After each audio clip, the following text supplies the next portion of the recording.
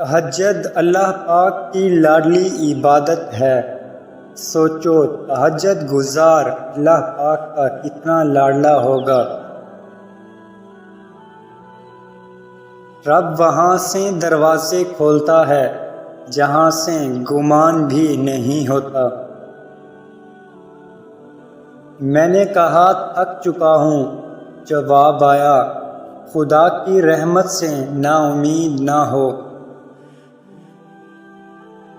شوق کلام لے گیا موسیٰ کو طور پر، میں کتنا بد نصیب ہوں مسجد نہ جا سکا۔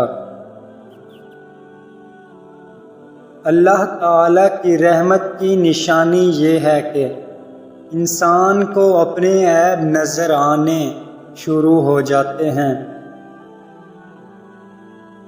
یقین ایسا ہو کہ سامنے سمندر ہو اور تم کہو نہیں میرا رب راستہ بنائے گا۔ جن کا بھروسہ اللہ ہو ان کی منزل کامیابی ہے۔ جنہیں یقین ہو مقدر لکھنے والے پہ، وہ انجام سے گھبرایا نہیں کرتے۔ زندگی کی ساری بلندیاں رب کے آگے جھکنے سے ملتی ہیں۔ جب وضو کرنا مشکل لگ رہا ہو تو یہ سوچا کریں گناہ دھونے جا رہے ہیں۔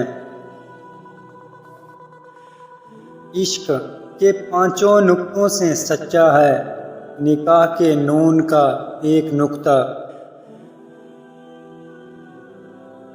شکر کرو اس غم کا جس نے تمہیں خدا والا بنا دیا۔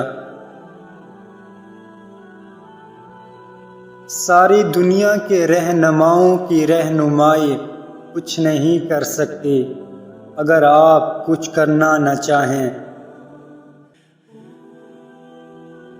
منزل تو ملے گی بھٹک کر ہی صحیح، گمراہ تو وہ ہیں جو گھر سے نہ نکلے۔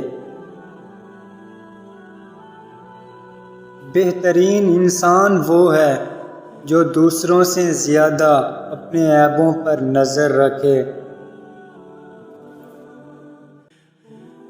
جس نے سکھ میں شکر ادا کیا اس نے دکھ میں رب کو بہت قریب پایا۔ بھول جاؤ کہ تم کون ہو، بس یہ یاد رکھو کہ تمہارا رب کون ہے۔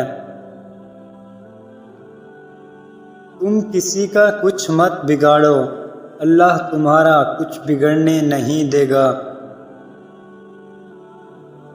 صبر رکھو، ہر چیز آسان ہونے سے پہلے مشکل ہوتی ہے۔